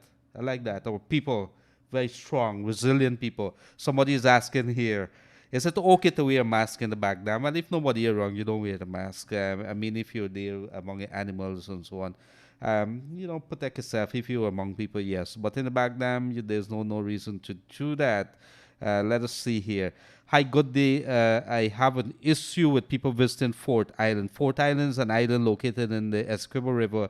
It's a tourist site. Even we have a pandemic in the country, people visiting the island and they're not wearing masks.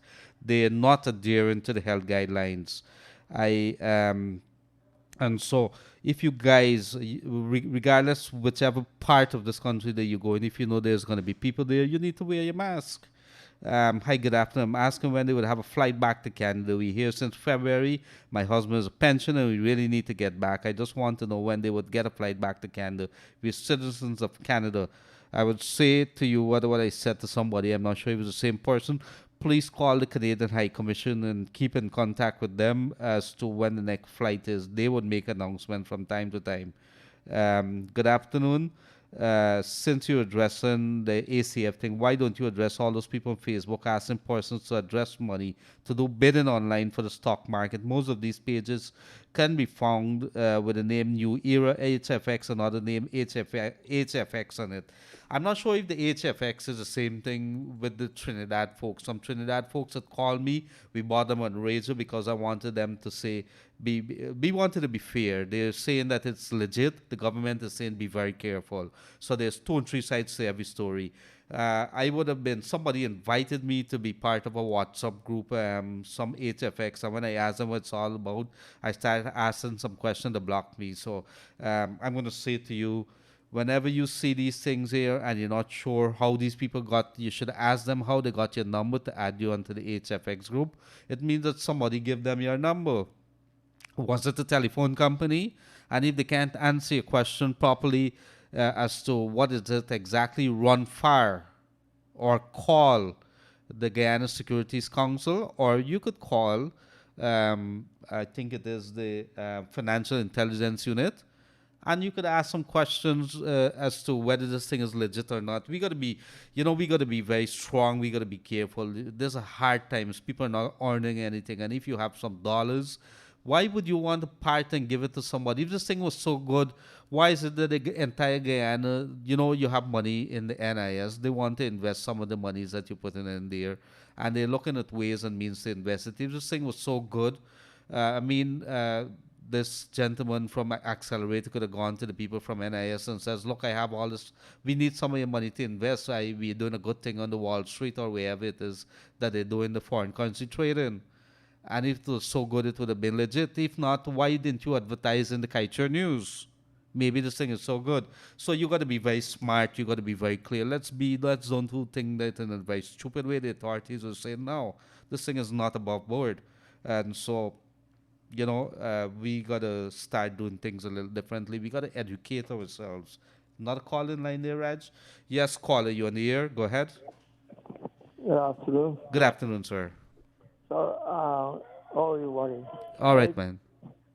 I listened to the person who is in 6. This attitude of some of the PPP activist counselors, them.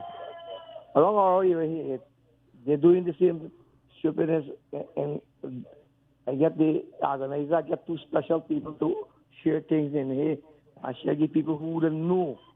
Then I give people who need it. You understand? Mm-hmm. This is the attitude of PvP people. Mm-hmm. Mm-hmm. And I personally didn't like me here. Well, you're not the only person been complaining that people are being bypassed. The only problem that I'm getting is who's sharing out these hampers. I don't know who's sharing out hampers. Who's sharing out the hampers? He get some people may do 4 persons was doing it a long time now. In the election thing there, everyone share. But now you get people share one guy named Harry Bowl. They're sharing people, special people and give. Who needed it, I get it. But if he's doing something of his own, we can't force them to give whoever they want to. This is where some shop people or some business people come together and do it. And people are taking care for their own self. Right. Put the family inside. Their family business and friends. This is the attitude of them. Mm-hmm. And I think when come to Bobby's, I will tell him. Right. Because this is not mass, right? The mass comes here all over. This now, some people not get when an organizer when wanna have a comrade, ask them what wrong. He think fat when he make clean up with the thing. So we gotta give another woman who a counselor. I said, well, you gotta give she so much time. 50 masses of here. And then I give 50 40. And these people them here who do this thing, they're shameless people. They do nothing. I hear you, brother. Well, whenever you get any, we got to start paying attention. If it's something that is coming from the state, if it's coming from the government, and it's supposed to be going to everybody. Well, that is something that should be, how you say it. I would denounce something like that, and I'm going to say that if anybody knows of anybody who's taken state resources and given it to special people, totally unacceptable. We got to do things differently. We should shame them. People are ashamed of it. Yes. All right. Thank you very much, Jay Caller, and we hear you, right? Yes. Thank you very much. And so that caller there. And this is one of the complaints that we've been having time and again. We're taking state resources and we're giving it to party officials. We're giving it to people that we like. And then you pass in front. It's like having some children there and you decide that you're going to have 2 favorite children. And you're giving the 2 children and the other 2 children standing up and they're watching you. That is not acceptable. I can't think of another analogy that we could probably do it. But it is something that is unacceptable where systems are supposed to work. And if you're sharing out hampers or you're sharing out help for people, there have to be a scientific way in which you would determine who are the most vulnerable. Or if there's pensions and other things, there has to be a way in which you determine in which people are eligible for that. So let's get back to the caller again, another caller. Caller, good afternoon, you're on the air. Yeah, good afternoon. Good afternoon, sir. Yeah, what's up? Yes, man. I have a few points I want to raise, right? Like, sure. For instance, with the One with the caller just saying that personal favoritism, right? This thing been going on for some time, Leonard. Mm-hmm. And these things need to stop now, and people need to know that every guy needs entitled, and who has to get have to get, Mm-hmm. right? The other thing, the pandemic thing, from the time this thing started in Guyana here, right? When you say you have the curfew, whatever, the police, right? And this is not something biased. This is something been going on until now. They have places where they're targeting only, right? Mm-hmm. And it's not fair because everybody have a business, and if somebody wants to open you and you're adhering to the curfew, why is it you're targeting them and you're leaving the rest? Like for instance, I'm not afraid to call places. They got places like Buxton and so on. All night these people will be selling fish and chips and stuff. First now wearing masks. Other places and like for instance like they got certain parts on the East Coast where the shops would be allowed to open and police wouldn't go to them.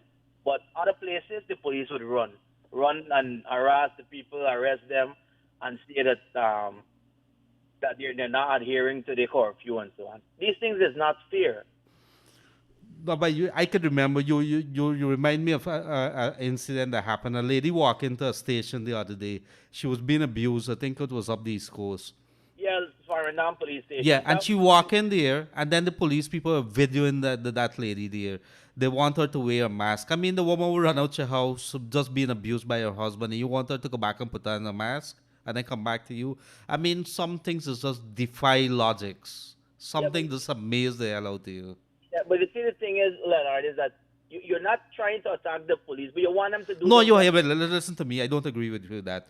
If the police need to be criticized, you need to criticize them and call a spade, and we need to start. And this is not an attack on you. This is just stating a fact. As people, a man got very upset at me at time because I tell them about how my tax dollars are being spent, and it says it's only you paying tax. Well, I don't care whether you care how your tax dollars being spent. I care how my tax dollars being spent, and I pay the policeman. Yeah, I understand what you're saying, but you see, like things like these now, they want to say the people are always after the police or whatever. But these things they need to pull themselves up. They need to. You know, I draw a parallel. It's a very good point that you made there. When you enter service, the police, the motto is always service. Service to the people. When you become a politician, it's service to the people. You didn't go there because of a salary. You didn't go there because of a duty-free concession. You go there for service to the people. You should know that the first day one, and you know what I like about this government? I like the young people, because when you get a bunch of old people sitting down there, they don't have time, they don't have the energy to deal with it. I saw Nigel Darmla last night. I had to smile. And I like the gentleman. He's a minister. I saw dark circles around his eyes. And I know he's not sleeping because knowing Irfan Ali and Jack, they were two people, and with all due respect, President Irfan Ali, they're two people who would work 3 o'clock, 4 o'clock in the morning and get you out of your bed to start working. And because that is what, when you're talking service. Yeah, that's true. And so you need to get work, you need to get there working. And so I don't want to hear excuses. And that's what I'm going to say to them. Okay then, Leonard, you take care. Thanks so much. Thank you so much, my brother. Thank you very much, sir. So let's get back straight to it. Service to the people. We need our politicians to understand that they're there to serve. We need a policeman to serve, and we don't want excuses. If you see, and somebody just wrote here, let me just read what is it that is said here. It's a bar at the Barbies car park, bus park that's always open. I have lots of people there without masks. People getting robbed, and there's a bar there, and the bar name, please look into it. Look, the whole Guyana is seeing what is happening. The whole Guyana is hearing what is happening.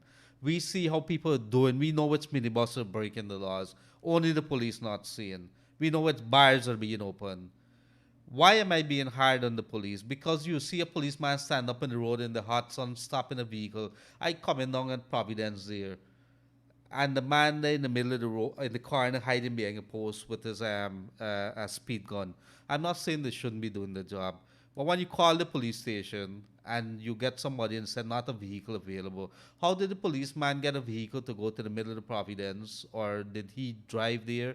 I know they it just, something is not adding up. We got to be very, very careful here. We got to be very, very strong. We got to be very angry. we got to show emotions, and we got to demand better service. That's all I'm saying.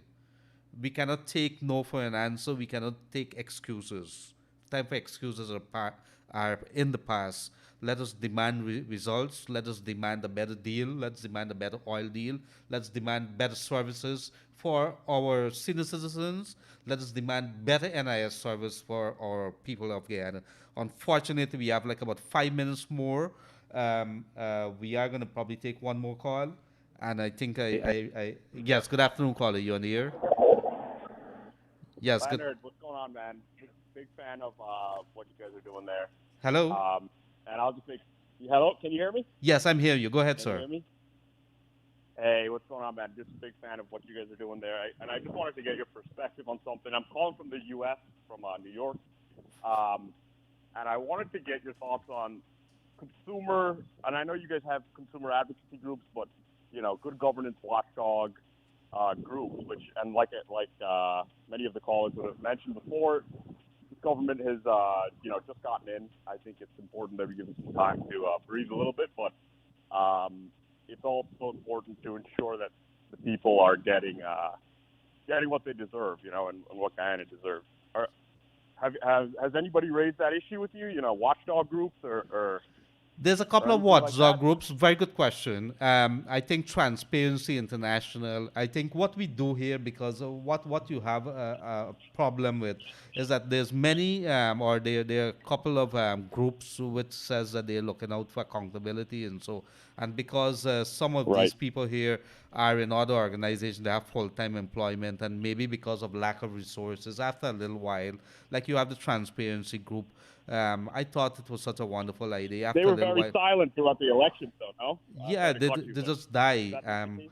But the newspaper has, let me tell you this, the newspapers, some of the media people have played a very, very good role in keeping government on its toes, and the A major authorities, role. and which is a good thing. But what I'm saying now, Of course. I want to agree. What we're doing right now, the people got to understand, like you see in America, people are very vocal. There's some, people start opening their mouths, and you see them, they're not afraid to say, especially when it comes to the rights. People videoing whenever the police do any crazy things. In Guyana, we got to start the awareness now. Open your mouth, start talking. Don't allow Exactly. people to bully us. And I think that is what we're pushing. Instead of they bully you, you start Exactly. bullying them. You need to get your work done. That's what we need to say.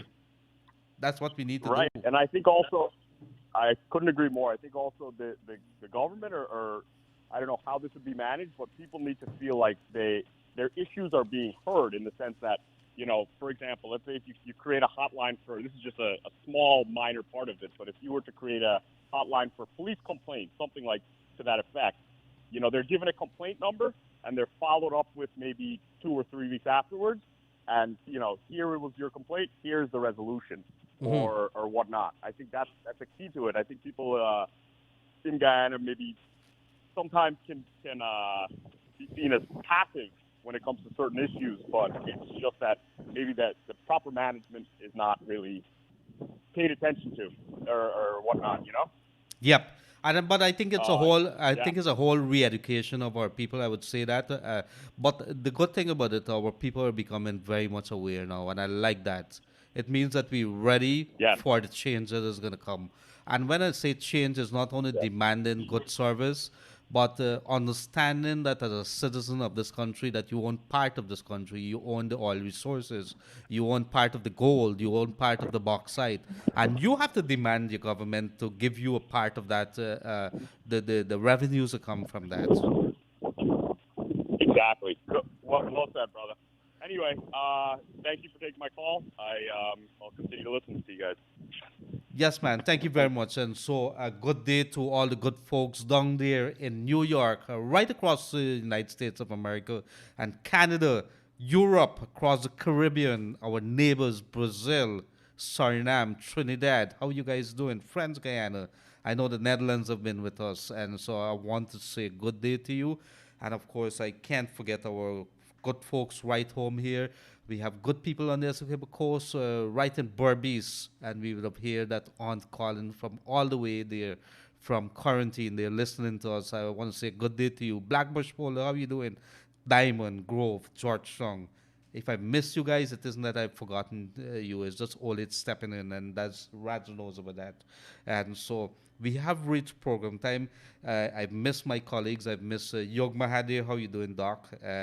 I know that you're not here today, but I know that you've been taking pot shots at me for missing out of some of the food. You haven't been sending any lately. And Danelli, I hope that you are keeping yourself safe, my dear. We're looking forward to when you could be back out of your safety zone there, so the people you could be able to give me a hand here. I have so many things. I'm reading texts, I'm taking calls, I'm answering. It's overwhelming, you know.